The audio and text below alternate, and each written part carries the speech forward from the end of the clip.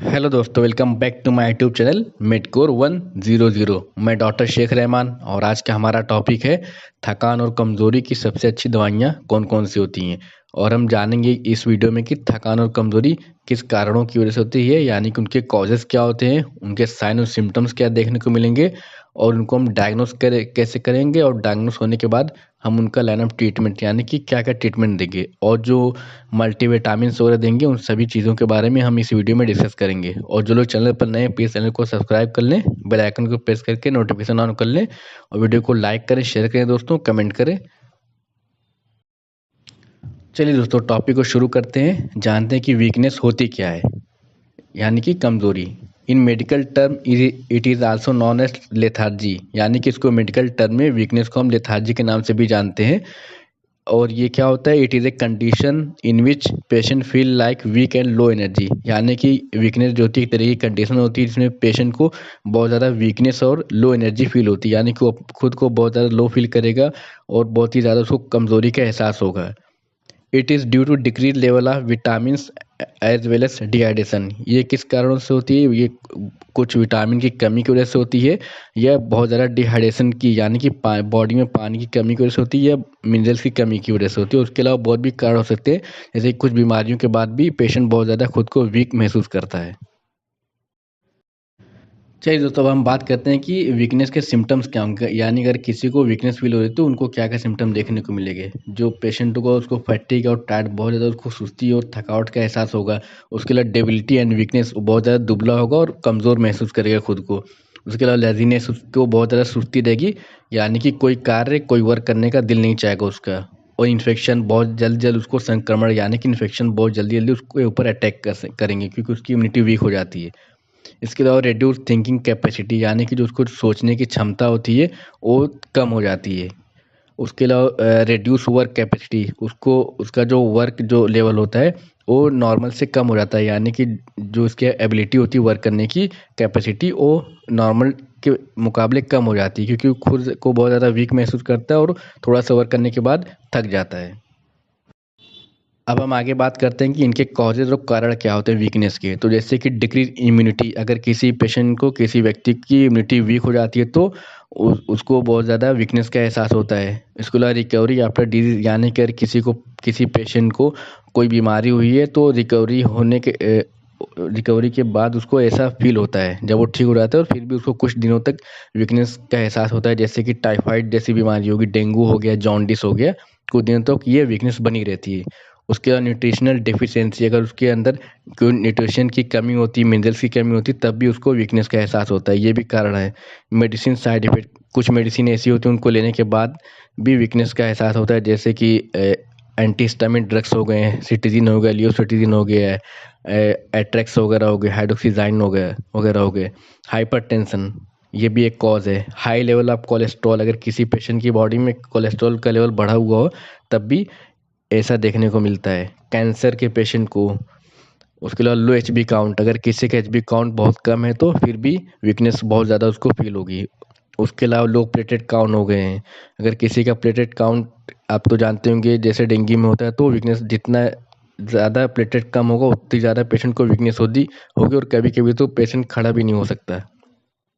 उसके अलावा lack of vitamin B 12, vitamin D और कैल्शियम, जैसे कि बहुत सारी विटामिन की कमी से हो सकता है, जो मेनली विटामिन बी 12 हो गया, विटामिन डी और कैल्शियम हो गया है।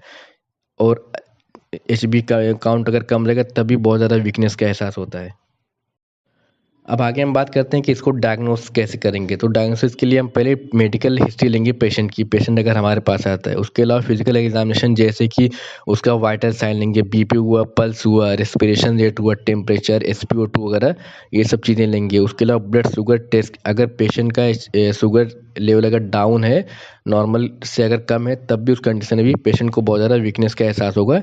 इसलिए अगर पेशेंट हमारे पास आता है तो हमें सबसे पहले उसका ये सब चीज़ें लेने के बाद ब्लड शुगर टेस्ट भी रैंडम ले लेना चाहिए।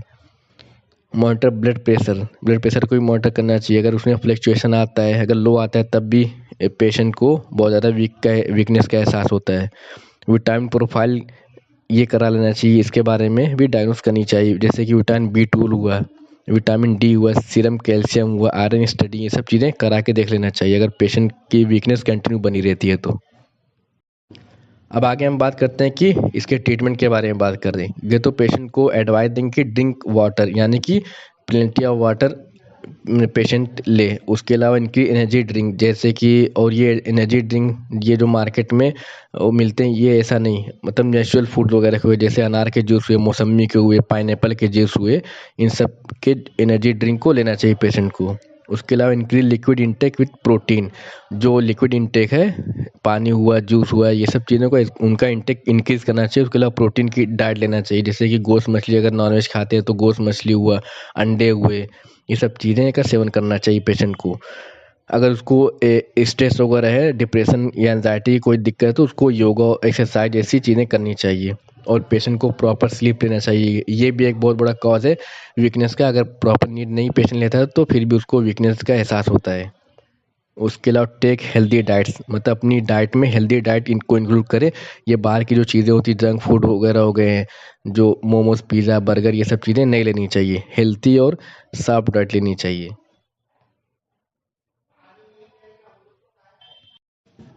अब हम इसके ट्रीटमेंट की बात करते हैं कि मल्टीविटामिन कौन कौन सी लेंगे। तो सबसे अच्छी और जो पॉपुलर जो मल्टीविटामिन है, जिसको हम जिंकोविट के नाम से जानते हैं, ये बहुत ही अच्छी और फेमस मल्टीविटामिन है। उसको हम दिन में एक बार एट ए फिक्स टाइम पे, यानी कि उसको दिन में एक बार लेंगे और एक फिक्स टाइम पे। अगर हम मॉर्निंग में 8 बजे या 9 बजे लेते हैं तो अगले दिन भी हमें 8 या 9 बजे ही लेना चाहिए, क्योंकि और ये बहुत ही अच्छा मल्टीविटामिन माना जाता है। एक ये इनके कंटेंट की बात करते हैं तो ये इसके अंदर multivitamin, multi minerals with grape seed extract tablet होता है ये। उसके अलावा हम इसके सिरप की बात करते हैं, जिंकोविट सिरप। तो इसको हमें दिन में 5 ml लेना चाहिए। दिन में एक बार भी ले सकते हो। उसके अलावा अगर ज़्यादा वीकनेस का ऐसा है तो दिन में 2 बार भी ले सकते हैं, लेकिन फिक्स टाइम पर। आगे हम बात करते हैं न्यूरोकॉइन गोल्ड कैप्सूल के बारे में। ये भी दिन में एक कैप्सूल लेना चाहिए एट ए फिक्स टाइम पे। इसके अंदर मल्टीविटामिन और मल्टी मिनरल्स पाया जाता है। अगला जो हमारा मल्टीविटामिन्स है वो बेकाडेक्सामाइन कैप्सूल होता है। इसके अंदर भी मल्टीविटामिन, मल्टी मिनरल पाया जाता है और ये जिसके कंपनी द्वारा बनाया जाता है। इस कैप्सूल को भी दिन में एक बार एक फिक्स टाइम पे लेना चाहिए। आगे हम अपनी हमारी नेक्स्ट मल्टीविटामिन के बारे में बात करते हैं, जो सुप्रा प्लस के नाम से आता है, एबॉट कंपनी द्वारा बनाया जाता है।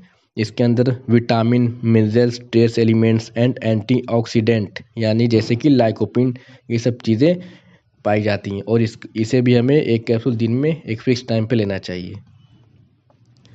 अगला हमारा जो मल्टीविटामिन है वो हेल्थ ओके कैप्सूल है, जो कि अभी अपडेटेड और बहुत ही लेटेस्ट मल्टीविटामिन है, जो मैनकाइंड द्वारा जो कंपनी उसके द्वारा बनाई जाती है। इनमें 12 विटामिन और 7 मिनरल्स पाए जाते हैं, जो क्या करते हैं, help maintains energy for overall health और हेल्थ बिल्ड इम्यूनिटी। हमारी इम्यूनिटी को बूस्ट करते हैं और हेल्थ को मेंटेन करते हैं और एनर्जी को मेंटेन करके रखते हैं।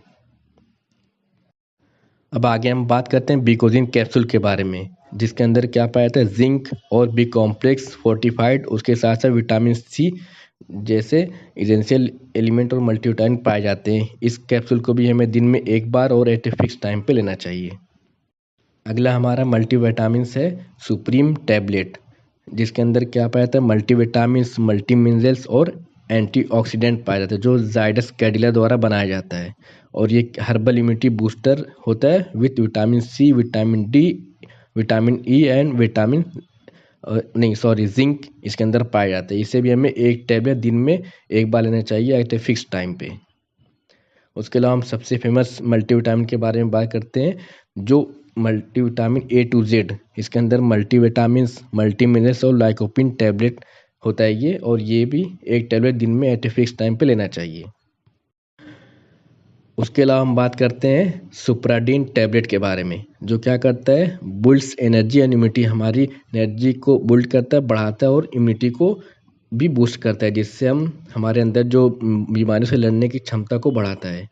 और ये टैबलेट भी हमें दिन में एक बार लेना चाहिए एट ए फिक्स टाइम पे। ये बहुत ही अच्छा मल्टीविटामिन है, कम रेट में आता है। अब हम बात करेंगे हमारे नेक्स्ट मल्टीविटामिन के बारे में, जिसे हम मैक्सीरिच कैप्सूल के नाम से जानते हैं। यही बहुत अच्छा और फेमस मल्टीविटामिन है, जो सिप्ला हेल्थ द्वारा कंपनी के द्वारा बनाया जाता है। जो क्या करता है, रिलीज एनर्जी करता है, सपोर्ट इम्यूनिटी, मेंटल परफॉर्मेंस, इन सब चीज़ों को बढ़ावा देता है। और इसे भी हमें दिन में एक बार और एट ए फिक्स टाइम पे लेना चाहिए। चलिए तो हमारा वीडियो यहाँ पे खत्म होता है। अब हम मिलेंगे हमारे नेक्स्ट वीडियो में नए टॉपिक के साथ।